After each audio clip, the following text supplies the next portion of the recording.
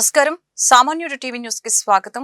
ఈనాటి వార్తలు. పల్నాడు జిల్లా వినుకొండలో శనివారం జరిగిన స్వచ్ఛాంధ్ర స్వర్ణాంధ్ర కార్యక్రమంలో ఆయన పాల్గొని ప్రసంగించారు. తాము ప్రకటించిన సూపర్ 6 కార్యక్రమాన్ని సూపర్ హిట్ చేసి చూపించామని, ప్రజలకిచ్చిన ప్రతి హామీని నిలబెట్టుకుంటామని ఆయన పునరుద్ఘాటించారు. ఈ సందర్భంగా స్వచ్ఛాంధ్ర కార్యక్రమంలో భాగంగా ఘన వ్యర్థాల సేకరణ కోసం ఏర్పాటు చేసిన స్వచ్ఛ రథాన్ని ఈ ఆటోలని జెండా ఊపి ప్రారంభించారు. ప్రజలకు మెరుగైన జీవన ప్రమాణాలు అందించడమే తమ ప్రభుత్వ లక్ష్యమని చంద్రబాబు తెలియజేశారు. తల్లికి వందనం ద్వారా ఇంట్లో ఎంతమంది పిల్లలున్నా ఆర్థిక సాయం అందిస్తున్నాం. స్వచ్ఛమైన వాతావరణం కల్పించడమే స్వచ్ఛాంధ్ర లక్ష్యమని సీఎం చంద్రబాబు తెలిపారు. డిప్యూటీ సీఎం పవన్ కళ్యాణ్, మంత్రి నారాయణ నేతృత్వంలో ఈ కార్యక్రమం రాష్ట్ర వ్యాప్తంగా ముమ్మరంగా సాగుతుందని అన్నారు. జపాన్కు పోతే అక్కడెక్కడా చెత్త కనపడదు, క్లీన్ చేసే స్వీపర్లు కనపడరు. కానీ ఎక్కడో కాగితం పడితే ఆ కాగితాన్ని అక్కడ చూసిన వ్యక్తి తీసి పర్సులో పెట్టుకొని ఇంటికి పోయి చెత్త బుట్టలో వేసే వరకు దాన్ని తీసుకెళ్లే పరిస్థితికి వస్తారు. ఇది ఒక బాధ్యత. మనం అలాంటి బాధ్యత తీసుకోకపోతే ఈరోజు సమాజంలో ఎలాంటి సమస్యలు వస్తాయో మనమే చూస్తున్నాం. ఈరోజు మీరు ఒక్కసారి గుర్తుపెట్టుకోవాలి, మన ఆరోగ్యానికి దోమలు కూడా పెద్ద కారణం. కమ్యూనికబుల్ డిసీజెస్ లో ఓసారి దోమ కుడితే మలేరియా వస్తుంది, లేకపోతే డెంగ్యూ వస్తుంది, జేఈ వస్తుంది. మనం మంచినీళ్లు సరిగా తాగకపోతే, కలుషితమైన మంచినీళ్లు తాగితే డయేరియా వస్తుంది, లేకపోతే జీఈ వస్తుంది. అనేక సమస్యలు వచ్చే పరిస్థితి వస్తూ ఉంది. నేను అందుకనే ఒకే విషయం ఆలోచించాను.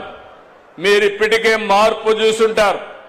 నేను ఒకటే చెప్తున్నాను, రాబోయే రోజుల్లో ఎన్డీఏ కూటమి ప్రభుత్వం ఈ రాష్ట్రంలో పెను మార్పులు తీసుకురావడానికి సిద్ధంగా ఉన్నామని మరొకసారి మీ అందరికీ హామీ ఇస్తున్నా. ఇప్పటికే నేను చెప్పాను, సూపర్ 6 అన్నాం, మీరే చూశారు. సూపర్ హిట్ చేశామా లేదా అని మిమ్మల్ని అడుగుతున్నాను. మొదలు తారీఖు వస్తే పేదల సేవలో ఇంటింటికి వస్తున్నాం. నేను కూడా తిరుగుతున్నా, ఎమ్మెల్యేలు తిరగమన్నాను. అంటే ప్రతి నెల మొదటి తారీఖు గుర్తుపెట్టుకోవాల్సిన వ్యక్తి, సమాజంలో అట్టడుగునుండే వ్యక్తి, ఆ పేదవాడి సేవలో మనం ఉంటే మనం కూడా ఆలోచన విధానం మారుతుంది. ఈరోజు ఒక పెన్షన్ మీరు చూశారు, 4,000, 6,000, 10,000, 15,000 అవసరాన్ని బట్టి. భారతదేశంలో ఏ రాష్ట్రం కూడా దరిదాపుల్లో కూడా లేదు అలాంటి పెద్ద సంక్షేమ కార్యక్రమాన్ని ఇచ్చింది ఈ యొక్క ఎన్డీఏ ప్రభుత్వం. ఆంధ్రప్రదేశ్ రాష్ట్రంలో తల్లికి వందనం ఇచ్చాం. పల్నాడు జిల్లా వినుకొండలో సీఎం చంద్రబాబు పర్యటనలో ఆసక్తికర ఘటన చోటు చేసుకుంది. స్వచ్ఛాంధ్ర స్వర్ణాంధ్ర కార్యక్రమంలో భాగంగా సీఎం బహిరంగ సభకు హాజరయ్యారు. ఈ సందర్భంగా ఎమ్మెల్యే జీవి ఆంజనేయులు ప్రసంగిస్తూ వినుకొండలో పార్కు, స్టేడియం, స్విమ్మింగ్ పూల్ నిర్మాణం కోసం 50,000 కోట్ల నిధులు కేటాయించాలని అన్నారు. అది విన్న సీఎం చంద్రబాబు నవ్వులు చిందించారు. అనంతరం ఎమ్మెల్యే తన వ్యాఖ్యలను సరిదిద్దుకొని 50 కోట్లు కేటాయించాలని కోరారు. 21 ఎకరాలు నేషనల్ హైవే పక్కన ఇది మనకు వచ్చింది, ఎన్ఎస్పీ నుండి మున్సిపాలిటీకి వచ్చిందంటే చంద్రన్న దయ. ఆ రోజు చంద్రబాబు నాయుడు గారే దీన్ని మున్సిపాలిటీకి ఇచ్చారు.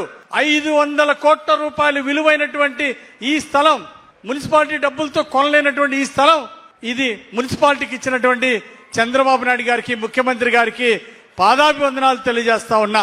అలాగే నేను ముఖ్యమంత్రి గారిని కోరుతున్నా, ఈ విలువైనటువంటి ఈ స్థలాన్ని P4 లో మరి మంత్రి నారాయణ గారి సహకారంతో ఇది P4 లో షాపింగ్ కాంప్లెక్స్లు ఇక్కడ అభివృద్ధి చేయాలని చెప్పేసి కోరుతున్నా.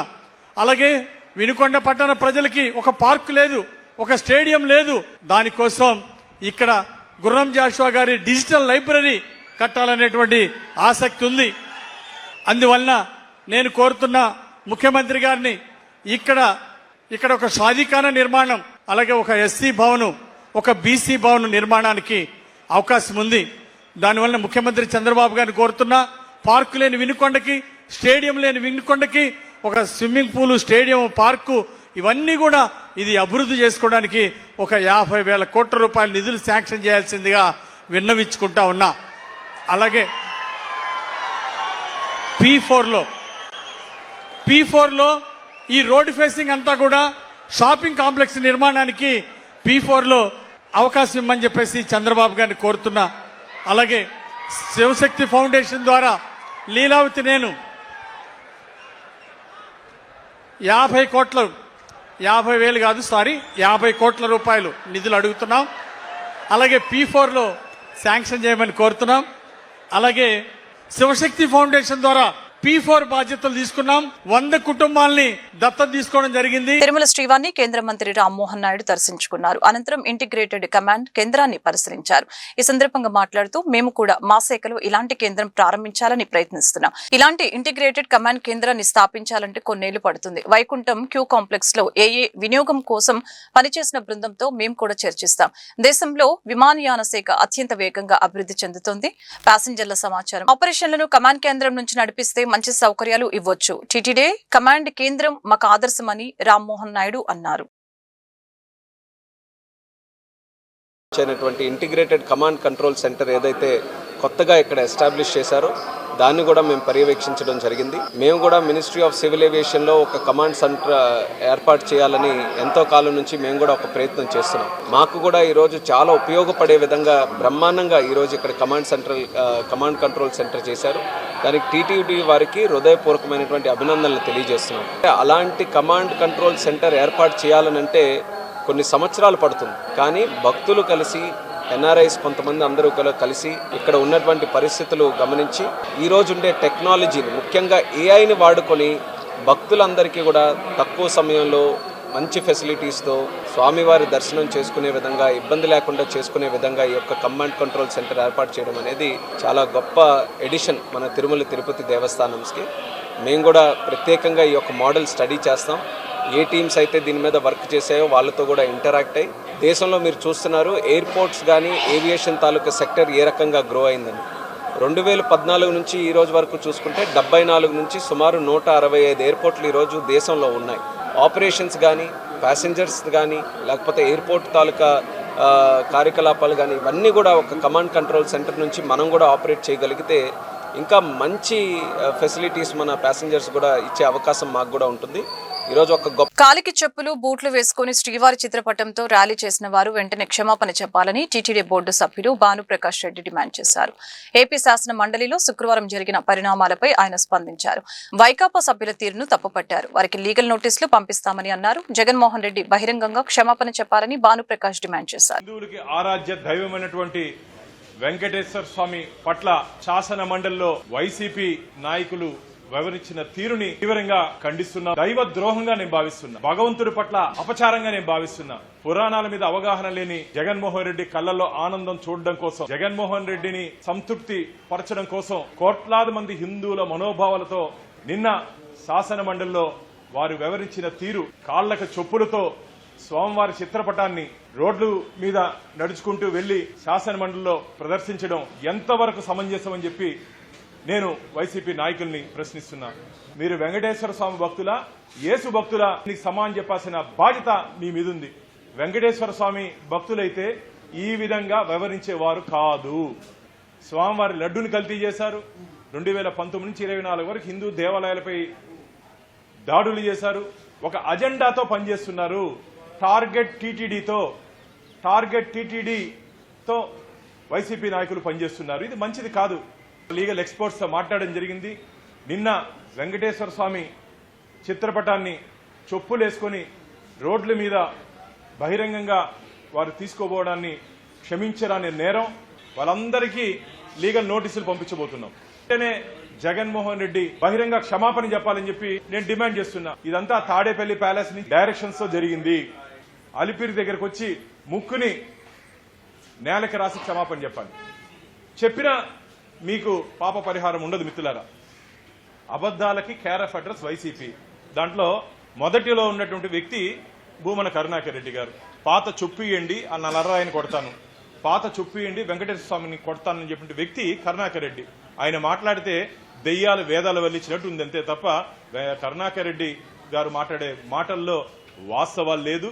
అంటే నేను ఒకటే అడుగుతున్నా కరుణాకర్ రెడ్డి గారిని, వైవి సుబ్బారెడ్డి గారు ఆ నెయ్యి టెండర్ 371 అజెండాలో మార్పులు చేసినప్పుడు మీరు బోర్డు మెంబర్ కదా ఆ రోజు, యాజ్ ఎమ్మెల్యే ఎక్స్-అఫిషియో మెంబర్ కదా, ఈ రోజు ఏదో దైవము, దేవుడు, ధర్మము, దేవస్థానం మాట్లాడుతున్నావో ఆ రోజు ఎందుకు చిత్తశుద్ధి లేదు నీకు? ఇది మంచిది కాదు సుబ్బారెడ్డి గారు, దీన్ని పెట్టకూడదని చెప్పి బోర్డులో ఎందుకు ప్రశ్నించలేదు? దొంగలు ఒకటయ్యి ఈ రోజు మాకు నీతులు చెప్తారు మీరు. ఆసియాలోని అతిపెద్ద గుంటూరు మిర్చి యార్డుకు చైర్మన్ గా కుర్ర అప్పారావు, వైస్ చైర్మన్ బిట్రగుంట మల్లిక, డైరెక్టర్లు ఘనంగా ప్రమాణ స్వీకారం చేశారు. గుంటూరు మిర్చి యార్డు కార్యాలయంలో 12 గంటల 5 నిమిషాలకు వేద పండితుల మంత్రోత్సరణ నడుమ చైర్మన్ గా కుర్ర అప్పారావు పదవి బాధ్యతలు స్వీకరించారు. గుంటూరు నగరంలోని హనుమయ్య కంపెనీ గ్రౌండ్ లో జరిగిన ప్రమాణ స్వీకార మహోత్సవ కార్యక్రమానికి ప్రభుత్వ వైపు ఎమ్మెల్సీలు, ఎమ్మెల్యేలు, ఉమ్మడి గుంటూరు జిల్లా కూటమి ముఖ్య నాయకులు, కార్యకర్తలు, అభిమానులు పాల్గొని కుర్ర అప్పారావుకి అభినందన్ మరియు శుభాకాంక్షలు తెలిపారు. ఈ సందర్భంగా వారు మీడియాతో మాట్లాడారు.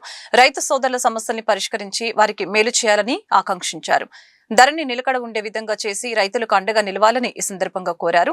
అనంతరం చైర్మన్ మరియు వైస్ చైర్మన్ మాట్లాడుతూ మమ్మల్ని నమ్మి మాకు ఈ పదవులు ఇచ్చిన వారి నమ్మకాన్ని వమ్ము చేయకుండా మంచి పేరు తెస్తామని తెలియజేశారు. మాకు ఈ పదవులు రావడానికి సహకరించిన ప్రతి ఒక్కరికి కృతజ్ఞతలు, ధన్యవాదాలు తెలుపుతున్నామని చెప్పారు. నన్ను ఆశీర్వదించడానికి, నన్ను కానీ మా పాలక వర్గాన్ని కానీ ఆశీర్వదించడానికి ఇంత పెద్ద ఎత్తున విచ్చేసిన తెలుగుదేశం పార్టీ, ప్రజారాజ్యం, బీజేపీ కార్యకర్తలు, అభిమానులు, రైతు సోదరులు, నా మిత్రులు అందరికీ నమస్కారాలు. నా మీద నమ్మకం ఉంచి కూటమి ప్రభుత్వం, ముఖ్యంగా నారా చంద్రబాబు నాయుడు గారు కానీ, మనందరి భవిష్యత్ నేత నారా లోకేష్ బాబు గారు కానీ, పవన్ కళ్యాణ్ గారు కానీ నా మీద నమ్మకం ఉంచి నాకు చైర్మన్ గా అత్యంత ప్రతిష్టాత్మకమైనటువంటి విజయానికి చైర్మన్ గా నన్ను నియమించిన కూటమి ప్రభుత్వానికి ధన్యవాదాలు తెలియజేసుకుంటా ఉన్నా. వాళ్ళందరి నమ్మకాన్ని వమ్ము చేయకుండా రైతుల ప్రయోజనాలు పలుకూరే విధంగా, వారి రైతు సంక్షేమమే చేయంగా నేను కానీ మా కమిటీ కానీ పనిచేస్తామని తెలియజేస్తా ఉన్నా. నా తండ్రి నుంచి రాజకీయ వారసత్వం తీసుకున్నా, నా తండ్రి నుంచి మంచి పేరు కూడా తీసుకున్నాను. అలాగే మరింత మంచి పేరు తీసుకొస్తానని ఈ కూటమి ప్రభుత్వానికి మంచి పేరు తీసుకువచ్చి ప్రభుత్వ ప్రతిష్టను పెంచి విద్యార్థి ప్రతిష్టని మరింత భారతదేశ వ్యాప్తంగా కీర్తి పతాకం వెలిగేటట్టుగా చేస్తానని చెప్పేసి తెలియజేస్తా ఉన్నా. ఈ కార్యక్రమానికి ఇందాకనే వ్యవసాయ మంత్రి గారు కొన్ని సూచనలు చేశారు. మన మాజీ వ్యవసాయ శాఖ మంత్రి పుల్లారావు గారు కూడా కొన్ని సూచనలు చేశారు. వాళ్ళందరికీ నా మీద ఉన్నటువంటి నమ్మకాన్ని నేను ఖచ్చితంగా నిలబెట్టుకుంటానని తెలియజేస్తా ఉన్నాను. మన గుంటూరు అంటే మిర్చికి ఒక ప్రత్యేకత ఉంది. దీన్ని ఎంత గొప్పగా దేశ విదేశాల్లో కూడా చెప్పుకుంటారు ఈ మిర్చి ఆట గురించి. ఇది రైతు ప్రయోజనాల కోసం ఎంతో రైతులకు కానీ మరి ఇక్కడ పనిచేసే వాళ్ళకి కానీ ఎన్నో విధాలుగా ఆర్థికంగా కానీ ఒక జీవన విధానానికి కానీ చాలా ఉపయోగపడుతుంది ఈ మిర్చి ఆట అనేది. దీని యొక్క ప్రయోజనం కోసం రాబోయే రోజుల్లో దీని అభివృద్ధి కోసం మా చైర్మన్ గారితో కలిసి నేను కృషి చేస్తానని చెప్పి తెలియజేస్తా ఉన్నాను. అందరికీ ధన్యవాదాలు. గుంటూరు నల్లచెరువులో 1వ తరగతి చదువుతున్న 6 సంవత్సరాల ఫణీంద్రరెడ్డి అనే బాలుడిపై ఏకంగా 10కి పైగా కుక్కలు దాడి చేశాయి. బాలుడిని గుంటూరు ప్రభుత్వ ఆసుపత్రికి తరలించిన తల్లి గౌతమి, తండ్రి శివారెడ్డి, కుటుంబ సభ్యులు. గౌతమి, శివారెడ్డి దంపతులకు 2 కుమారులు. 2వ కుమారుడు ఫణీంద్రరెడ్డికి కుక్కల దాడిలో తీవ్ర గాయాలు అయ్యాయి. బాలుడి పరిస్థితి విషమంగా ఉంది. విషయం తెలుసుకుని హుటాహుటిన జీజేహెచ్ కి చేరుకున్న గుంటూరు నగర వైఎస్ఆర్ కాంగ్రెస్ పార్టీ అధ్యక్షురాలు, ఈస్ట్ ఇన్ఛార్జి షేక్ నూరి ఫాతిమా ఆసుపత్రిలో కనీస వైద్య వసతులు లేని వైనం. వైద్యులను ప్రశ్నించిన నూరి ఫాతిమా రాకతో హుటాహుటిన వైద్య పరికరాలు ఏర్పాటు చేసి వైద్య సేవలు ప్రారంభించిన వైనం. ఐసీయూకి ఎందుకు తరలించలేదని ప్రశ్నించడంతో పొంతనలేని సమాధానం చెప్తున్న వైద్యులు. జరిగిన ఘటన గురించి తెలుసుకునేందుకు ఫోన్ చేసిన స్పందించని ఆసుపత్రి సూపరింటెండెంట్ వైఖరి పట్ల అసహనం వ్యక్తం చేసిన నూరి ఫాతిమా. బాధిత కుటుంబానికి అండగా ఆసుపత్రికి చేరుకున్న వైఎస్ఆర్ కాంగ్రెస్ పార్టీ శ్రేణులు.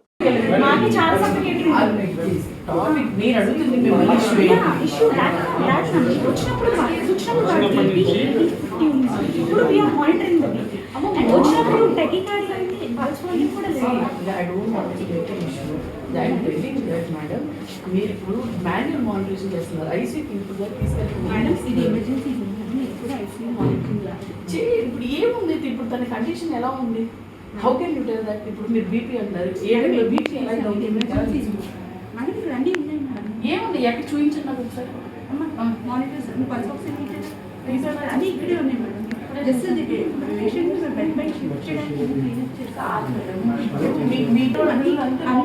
అంత ఇంపార్టెంట్ మేడం. 1 hour అవుతుంది ఇప్పుడు దాకా తీసుకుని వచ్చి ప్లాన్ చేశారు అబ్బాయి మీరు ఇక్కడ పీడియాట్రిక్ వార్డ్ ఎక్కడ వచ్చారో కమిషన్ల కోసం అడ్డగోలుగా ముందస్తు అనుమతుల పేరుతో బడ్జెట్ ను కేటాయిస్తూ జెడ్పీ చైర్మన్ అక్రమాలకు పాల్పడుతున్నారని ఆరోపిస్తూ జిల్లా పరిషత్ సర్వసభ్య సమావేశాన్ని జెడ్పీటీసీ సభ్యులు బహిష్కరించారు. ఈ సందర్భంగా రొంపిచెర్ల జెడ్పీటీసీ పిల్లి ఓబుల్ రెడ్డి మాట్లాడుతూ జెడ్పీలో సుమారు 8 కోట్ల వరకు మాత్రమే బడ్జెట్ అందుబాటులో ఉందని, కానీ ముందస్తు అనుమతుల పేరుతో సుమారు 60 కోట్ల రూపాయల వరకు కాంట్రాక్టర్లకు అనుమతులు కేటాయించారని మండిపడ్డారు. కమిషన్ల కోసమే భారీ స్థాయిలో బడ్జెట్లకు అనుమతులు ఇస్తున్నారని వారు ఆరోపించారు. జెడ్పీ చైర్మన్ తీరుపై నిరసనగా జిల్లా పరిషత్ సర్వసభ్య సమావేశాన్ని బహిష్కరించినట్లు వారు వెల్లడించారు. జిల్లా ప్రజా పరిషత్ 2026-27కు సంబంధించినటువంటి బడ్జెట్ మీటింగ్ ప్రవేశపెట్టడం జరిగింది. బడ్జెట్ని అయితే ఆమోదించాం, మండల బడ్జెట్ని ఆమోదించాం. కానీ 2025-26కు సంబంధించినటువంటి వర్కులు మాత్రం చాలా ఎన్ని అంటే 15th ఫైనాన్స్ కింద 8,84,00,000 మాత్రమే ఉంటే ఇవాళ కేవలం ఎంత పెట్టారా అంటే 27 కోట్ల రూపాయలు వర్కులు పెట్టారు. ఇవే కాకుండా చిల్లరగా ఒక 3 కోట్ల రూపాయలు అంటే 31 కోట్ల రూపాయలు అనుమతులు ఇచ్చారు.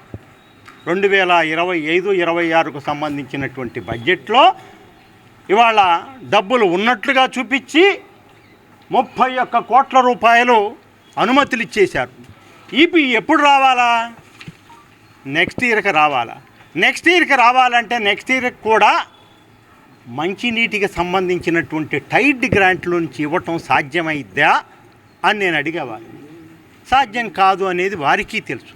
కానీ జెడ్పీటీసీలు మొత్తాన్ని బుల్డోజ్ చేస్తూ కేవలం ముందస్తు అనుమతుల పేరుతోటి కోట్ల రూపాయలు ఇచ్చి ఈ విధంగా పర్సెంటేజీలు దండుకుంటా ఉన్నటువంటి పరిస్థితులు ఈ జిల్లా పరిషత్తులో కనిపిస్తూ ఉన్నాయని మనం చేస్తూ ఉన్నాం. అంతేకాదు జనరల్ ఫండ్ కూడా మీడియా సాక్షిగా వారు చెప్పినటువంటిది 1 కోటి రూపాయలు మాత్రమే వచ్చినట్లుగా స్పష్టంగా చెప్పారు.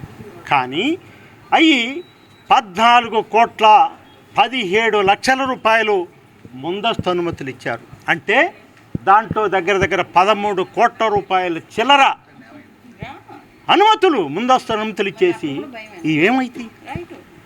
13-14 కోట్లలో 1 కోటి రూపాయలు పోతే 13 కోట్ల రూపాయలు అప్పులే కదా. 15th ఫైనాన్స్లో అవి అప్పులే కదా.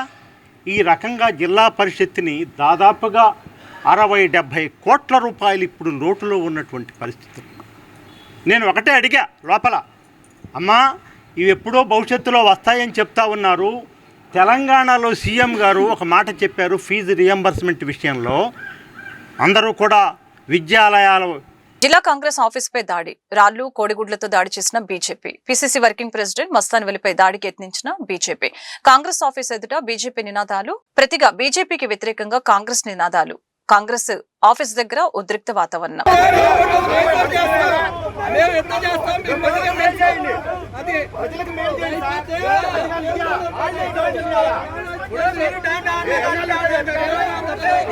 రాష్ట్రంలో మత కల్లోలాలు సృష్టించేందుకు జగన్మోహన్ రెడ్డి ప్రయత్నిస్తున్నారని జిల్లా అధ్యక్షులు పిల్లి మాణిక్యరావు అన్నారు. హిందువుల మనోభావాలను దెబ్బతీసేలాగా వైసీపీ నేతలు శాసన మండలిలో చొప్పులతో శ్రీవారి పట్టాలు పట్టుకున్నారని మండిపడ్డారు. కల్తీనే విషయాన్ని హెరిటేజ్ కు ఆపాదించే ప్రయత్నాలు చేస్తున్నారని ఈ సందర్భంగా తెలిపారు. అలాగనే జనసేన పార్టీ రాష్ట్ర ప్రధాన కార్యదర్శి బోనపోయిన శ్రీనివాస్ యాదవ్ మాట్లాడుతూ కల్తీనే విషయంలో అంబటి రాంబాబు కులాన్ని అడ్డుపెట్టుకుని రాజకీయం చేస్తున్నారని తెలియజేశారు. తాడికొండ ఎమ్మెల్యే తెనాలి శ్రావణ్ కుమార్ మాట్లాడుతూ ప్రజా సమస్యల్ని పట్టవనే రీతిలో శాసన మండలి సభ్యులు ప్రవర్తిస్తున్నారు. రాష్ట్రంలో కులాల మధ్య మతాల మధ్య చిచ్చుపెట్టే కార్యక్రమం వైసీపీ నాయకులు ప్రవర్తిస్తున్నారు. అందులో భాగమే అంబటి రాంబాబు విషయమని తెలిపారు. కల్తీ నెయ్యి విషయాన్ని పక్కదారి పట్టించేందుకు హెరిటేజ్ ను ముందుకు తెచ్చారని అన్నారు. శాసన మండలిలో శ్రీవారికి జరిగిన అపచారానికి రాష్ట్ర వ్యాప్తంగా అన్ని శ్రీవారి దేవాలయాల్లో సంప్రోక్షణ కార్యక్రమం చేపట్టామని అన్నారు. వెంకటేశ్వర స్వామి యొక్క ప్రతిష్టని అబాసుపాలు చేసే విషయంలో జగన్మోహన్ రెడ్డి పనిగట్టుకొని చేస్తున్నట్టుగా అతని చర్యలు చూస్తూ ఉంటే అర్థమవుతూ ఉంది. నిన్న శాసన మండలిలో మా పెద్దలు కూడా ఇక్కడే ఉన్నారు, శ్రావణ్ గారు. నిన్న శాసన మండలిలోకి ఎవరైతే వైసీపీ నాయకులు ఉన్నారో వాళ్ళందరూ కూడా చెప్పులు ధరించి భయము భక్తి లేకుండా వెంకటేశ్వర స్వామి యొక్క చిత్రపటాలు తీసుకొని ఊరేగింపుగా వచ్చి నినాదాలు ఇస్తూ సభలో శ్రీవారిని అవమానించే విధంగా రాజకీయాల్లోకి శ్రీవారిని లాగే విధంగా చేసినటువంటి చేష్టలన్నీ కూడా మనమంతా చూసాం. పైగా బరి తెగించి బొత్స సత్యనారాయణ బయటకు వచ్చి శ్రీవారి పటాలు ఎక్కడా పట్టుకోలేదని, చెప్పులు అసలు ఎక్కడా ధరించలేదని, చెప్పులు కనుక వేసుకున్నట్టు నిరూపిస్తే మేము రాజకీయాల నుంచి తప్పుకుంటామని బొత్స సత్యనారాయణ, మాధవరావు అనే ఇంకొక ఎమ్మెల్సీ వీళ్ళిద్దరు కూడా మాట్లాడతామంటే వాళ్ళ బరి తెగింపు అర్థమవుతూ ఉన్నటువంటి పరిస్థితి కనపడతా ఉంది. ఈ సందర్భంగా మేము చాలా స్పష్టంగా సాక్ష్యాలు ఆధారాలు చూపిస్తూ ఉన్నాం. జగన్మోహన్ రెడ్డి దీనికి బాధ్యత వహిస్తాడో, బొత్స సత్యనారాయణ బాధ్యత వహిస్తాడో, లేకపోతే నమస్కారం. ఈ రోజున రాష్ట్రంలో జరుగుతున్నటువంటి పరిణామాలు చూస్తూ ఉంటే జగన్మోహన్ రెడ్డి యొక్క పార్టీ కులాల మధ్య మతాల మధ్య అలజడి సృష్టించి ఏదో రాజకీయ లబ్ధి పొందడం కోసం ప్రయత్నం చేస్తూ ఉన్నట్టు కనిపిస్తూ ఉంది. అందులో భాగంగానే వెంకటేశ్వర స్వామి ప్రసాదంలో కల్తీ నెయ్యి కలిసింది. కల్తీ నెయ్యి మీద ఒక సిట్ రిపోర్ట్ వచ్చింది. ఆ సిట్ రిపోర్ట్లో ఎవరైతే దోషులు ఉన్నారో వాళ్ళందరినీ శిక్షించబోతూ ఉన్నారు. దానిపైన ఒక రిపోర్ట్ తయారైందని తెలియగానే గుంటూరు నుండి అంబటి రాంబాబుని ఒక పావుగా వాడుకున్నారు. అంబటి రాంబాబు అయితే కులాన్ని అడ్డం పెట్టుకుని రాజకీయం చేయడం ప్రయత్నం చేస్తూ ఉన్నాడు. ఏదైతే అంబటి రాంబాబు ఆ రోజున వాళ్ళ పార్టీ వాళ్ళు ఇచ్చిన పిలుపు మేరకు. నమస్కారం. నిన్న శాసన మండలిలో జరిగిన విషయాల గురించి పెద్దలందరూ కూడా చెప్పారు. ముఖ్యంగా శాసన మండలిలో కానీ శాసనసభలో కానీ ఏ రోజు కార్యక్రమాలు ఆ రోజు, ఏ పార్టీకి సంబంధించిన స్ట్రాటజీ ఆ పార్టీ నిర్ధారించుకుంటుంది. ఇది అందరికీ తెలిసిన సత్యం.